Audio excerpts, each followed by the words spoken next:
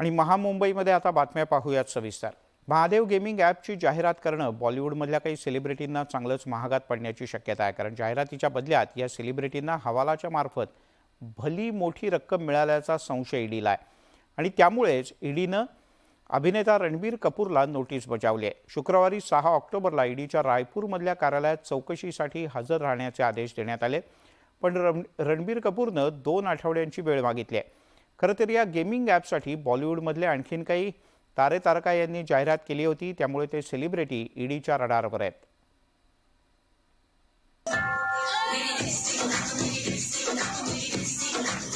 दुबईतील एका लग्न सोहळ्यात अनेक बडे बॉलिवूड सेलिब्रिटी थिरकले होते।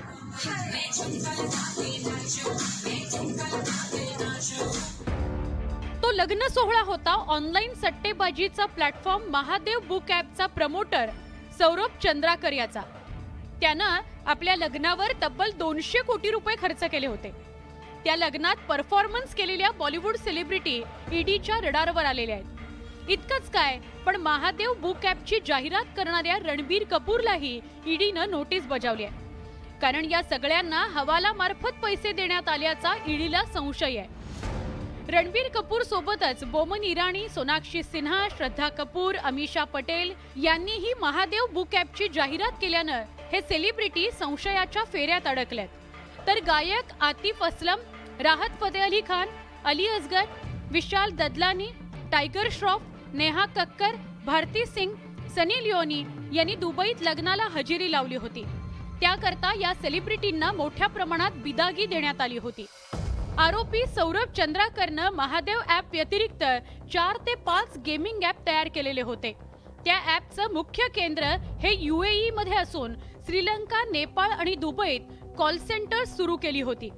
या ऑनलाईन गेमिंगच्या धंद्यातून रोज 200 कोटींचा नफा कमावल्याचं बोललं जात आहे। अभिनेता रणबीर कपूरला तर ईडीनं समन्स बजावलंय, पण या पाठोपाठ जवळपास 17 सेलिब्रिटी हे ईडीच्या रडारवर असल्याचं स्पष्ट होत आहे। ऑनलाईन गेमिंग ॲपचा प्रसार आणि प्रचार करताना, जाहिरात करताना या सगळ्यांना खूप मोठ्या रकमेचा मोबदला हा रोख स्वरूपात हवालाच्या माध्यमातून मिळाल्याचा संशय ईडीला आहे। भिलाई सारख्या छोट्याशा शहरातील सौरभ चंद्राकर हा अवघ्या 4 ते 5 वर्षात कोट्यधीश झाला। त्याची ही प्रगती चक्रावून टाकणारी आहे। त्याचे हे सगळे आर्थिक व्यवहार पाहता ईडीचे अधिकारीही चक्रावून गेलेले आहेत। तरुणाईला वेळ लावण्यासाठी म्हणून ज्या पद्धतीनं सेलिब्रिटींचा वापर ह्या जाहिरातीत करण्यात आला आणि त्यांना मोबदला हा रोख स्वरूपात हवालाच्या माध्यमातून देण्यात आला, अशा प्रकारची जी माहिती समोर येते आणि यातूनच अनेक मतिगुंग करणारे आकडे समोर येतात। अर्थात तपासामध्ये या सगळ्या गोष्टींना एस्टॅब्लिश करणं हे मोठं आव्हान ईडी समोर नक्कीच आहे। व्हिडिओ जर्नलिस्ट सचिन कुबडेसह प्रशांत बाग, न्यूज 18 लोकमत, मुंबई।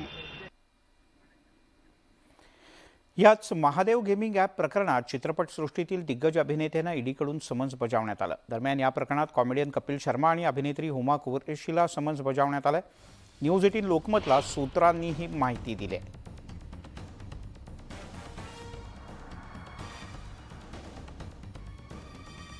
शिवसेनेमध्ये फूट पडल्यानंतर शिवसेना आणि ठाकरे गटात सातत्यानं एकमेकांवर आरोप प्रत्यारोप सुरू असतात। आदित्य ठाकरे सातत्यानं मुख्यमंत्री एकनाथ शिंदे यांच्यावर हल्ला चढवतात। यावरून आता खासदार डॉक्टर श्रीकांत शिंदे यांनी जोरदार उत्तर दिलंय।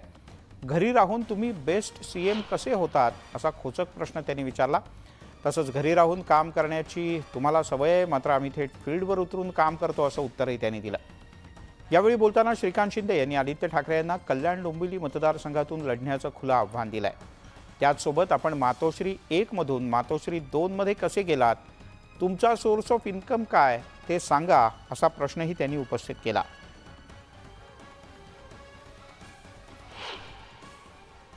आपण जे आहे आणि इकडे सगळ्यांना आव्हान देत फिरताय ते की इकडून उभं राहा, तिकडून उभं राहा, इकडून उभं राहा, तिकडून उभं राहा। त्यांना जाऊ द्या, आव्हान नंतर करा। मी तुम्हाला एक सांगतो, डोंबिवली तुमचा आजूळ आहे बरोबर, त्या ठिकाणी जे आहे ते मी खासदार आहे कल्याण लोकसभेचा।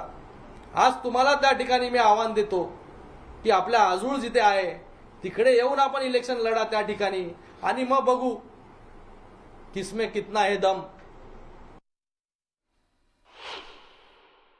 की मुख्यमंत्र्याला फक्त ऑनलाईन येऊन गरम पाणी प्या, थंड पाणी प्या, सोशल डिस्टन्सिंग ठेवा, स्वतःची काळजी घ्या, मी फक्त तुम्हाला ऑनलाईन सल्ले देणार,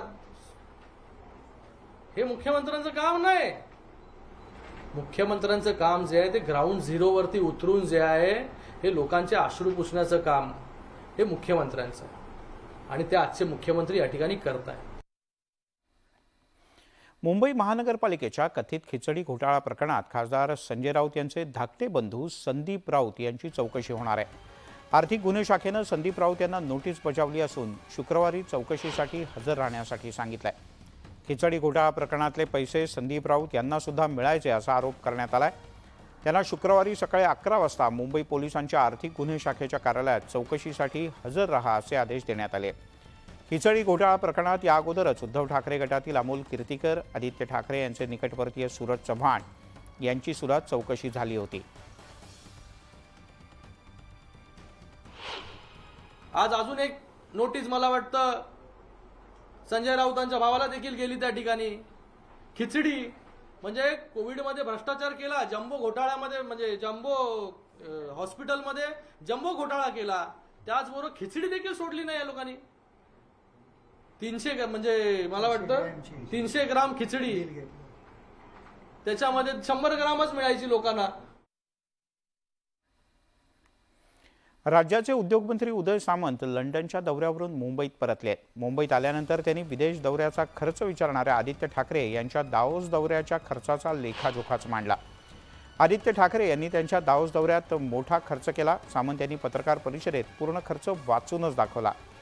दरम्यान वाघनखांवर सुरू असलेल्या राजकारणावर सुद्धा त्यांनी टीका केली. इतके मुख्यमंत्री झाले पण त्यांच्या काळात वाघनखं आणण्याचा निर्णय झाला नसल्याचंही त्यांनी नमूद केलं. यांच्या राहण्यावर, वाहनावर आणि तिकिटावर जो खर्च झालाय तो विमान खर्च 44,63,62 रुपये, वाहन व्यवस्था 67,19,768 रुपये, निवास व्यवस्था 2,40,15,019 रुपये आणि चहापान आणि जेवण खर्च 1,05,50,662 रुपये. वळूयात पुढच्या काही बातम्यांकडे. राष्ट्रवादीतला फुटीचा वाद निवडणूक आयोगाच्या दारी गेला आहे. अजित पवार गटानं आपलाच खरा राष्ट्रवादी काँग्रेस पक्ष असा दावा केलाय. शुक्रवारी या वादावर निवडणूक आयोगासमोर पहिली सुनावणी होणार आहे. मात्र या सुनावणीपूर्वी दोन्ही बाजूंनी दावे प्रतिदावे करण्यात येत आहेत. राष्ट्रवादी काँग्रेसमधल्या फुटीवर शुक्रवारी दिल्लीमध्ये निवडणूक आयोगासमोर सुनावणी होणार आहे. या सुनावणीपूर्वी शरद पवार आणि अजित पवार गटाकडून रणनीती आखण्यात आलेली आहे.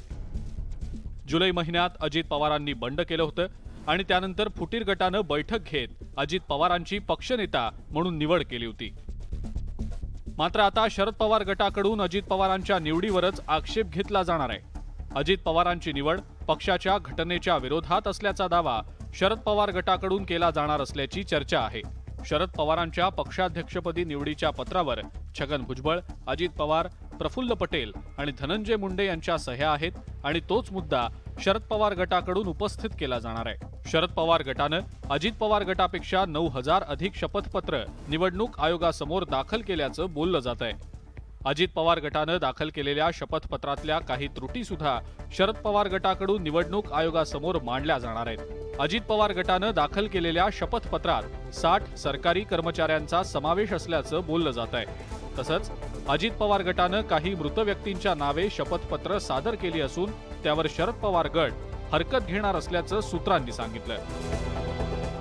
मजे बात यह है कि चुनाव के लिए नॉमिनेशन फॉर्म जो भरा और जिसमें मेरा नाम दे दिया वो नॉमिनेशन फॉर्म में जो आज कहते हैं कि वो चुनाव ठीक नहीं था उनकी खुद की सिग्नेचर है. उन्होंने खुद ये प्रस्ताव दिया था. अजित पवारांच्या बंडानंतर राष्ट्रवादी काँग्रेस कुणाची आणि घड्याळ हे पक्षाचं चिन्ह कुणाला मिळणार याचा निवाडा आता निवडणूक आयोग करणार आहे. राष्ट्रवादीतल्या या वादाची शुक्रवारी पहिली सुनावणी होणार आहे. आमच्याकडून केवळ 5,000 9,000 शपथपत्र त्या ठिकाणी दाखल करण्यात आलेली आहेत. मी दाब्याने या ठिकाणी प्रदेश राष्ट्रवादी काँग्रेस पक्षाचा अध्यक्ष म्हणून सांगतो की आमच्याकडून जवळपास 1,30,000च्या आसपास शपथपत्र त्या ठिकाणी दाखल केली गेलेली आहेत. निवडणूक आयोगातल्या सुनावणीमध्ये शरद पवार गटाकडून ज्येष्ठ वकील अभिषेक मनु सिंघवी युक्तिवाद करतील. सुनावणीच्या पहिल्या टप्प्यात पक्ष आणि निवडणूक चिन्हावर दोन्ही बाजूनं युक्तिवाद होण्याची शक्यता आहे. प्रशांत लीला रामदास, न्यूज 18 लोकमत, नवी दिल्ली. राष्ट्रवादीतला फुटीचा वाद निवडणूक आयोगाच्या दारी गेलाय हे आपण पाहिलंच. पण यानंतर आता उद्याला नेमकं काय होतं हे पाहणं अत्यंत महत्त्वाचं आहे. दरम्यान वळूयात पुढच्या काही बातम्यांकडे. उल्हासनगर जवळच्या मारळगाव इथे आंबेडकर नगर भागात 25 जणांच्या एका टोळीनं मोठा धुडगूस घातला. या टोळीनं 25 ते 30 वाहनांची तोडफोड करून अमित डांगे यांच्या घराची तोडफोड केली. या प्रकरणी टिटवाळा पोलिसांनी अद्याप कोणाही विरोधात गुन्हा दाखल केलेला नाही. यानंतर संतप्त झालेल्या नागरिकांनी रस्त्यावर उतरून रास्ता रोको आंदोलन केलं. लक्ष्मी चौहान थी, ये सब लोगों ने मुझे मारने की, जान से मारने की धमकी दी और रात में लड़के लोग, गुंडे लोग भेजे गए. मेरे घर को पूरा तोड़फोड़ किया गया और मेरे कार को भी तोड़ा, बाइक तोड़ा, सब चीज़ तोड़ी उन्होंने. मेरे पिताजी के ऊपर तलवार रखा और मेरी मम्मी की इतनी गंभीर हालत हो गई थी रात में कि अभी बोलना भी नहीं चाहता हूँ मैं ये सब बातें, लेकिन ये ऑब्जेक्शन लेना चाहिए पुलिसों ने. कल्याणमध्ये शेकडो विद्यार्थ्यांच्याकडून लाखोंची फी वसूल करून या विद्यार्थ्यांची कोट्यवधी रुपयांची फसवणूक करण्यात आली. सरकारमान्य नर्सिंग कोर्सच्या नावाखाली या विद्यार्थ्यांची फसवणूक झाली आहे.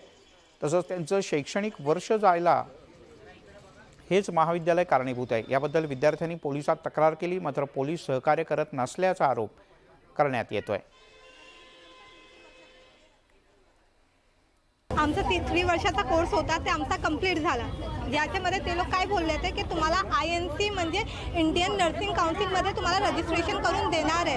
आता 3.5 वर्ष झाल्यानंतर हे लोकांना आम्हाला फेक सर्टिफिकेट दिला आहे आणि ह्याच्यात रजिस्ट्रेशन वगैरे करून काहीच नाही दिलं आहे. ह्याच्यात जे बारकोड वगैरे दाखवत आहे ना, ते एकटा लोकांचे स्कॅन केलं ना, एकटा लोकांची फोटो दाखवतोय. रजिस्ट्रेशनला आलो तिकडेही आम्हाला मदत मिळाली नव्हती. फक्त आमच्याकडनं लेटर लिहून घेतले, प्रूफ वगैरे गोळा केले त्यांनी. पण आम्ही काल साहेबांकडे गेलो, महेश साहेबांकडे. त्यांनी आम्हाला मदत केली. लगेच आम्ही सांगितल्यावर त्यांनी लगेच पोलीस स्टेशनला आले, आम्हाला मदत केली, सरांशी बोलले. मागणी आमची एवढीच आहे की तो माणूस रजिस्ट्रेशन देत नाही आहे, पण आम्हाला आमचे जे पैसे आहेत ते तरी मिळावे. कारण की आमच्या फॅमिलीला अजून माहीत नाही आहे ॲक्च्युली कायकांकडे. यासोबतच महामुंबईमध्ये एक छोटासा ब्रेक घेऊयात, लगेचच परत येतोय.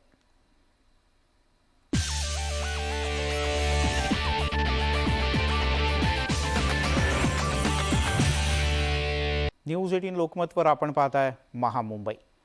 मुंबईतल्या कांदिवली पोलीस स्थानकाच्या हद्दीत नार्कोटिक सेलनं एक खूप मोठी कारवाई केली. त्यांनी मुंबईमध्ये एकूण 1,57,00,000 रुपयांचं 5 किलो चरस जप्त केलं आहे. या प्रकरणी अंधेरी भागातून एकाला अटक करण्यात आले. 53 वर्षीय हफिजुर रहमान अबू बकर शेख या आरोपीच्या घरातून ड्रग्सचा साठा जप्त करण्यात आला. न्यायालयात हजर केल्यानंतर आरोपीला 14 दिवसांची न्यायालयीन कोठडी सुनावण्यात आली.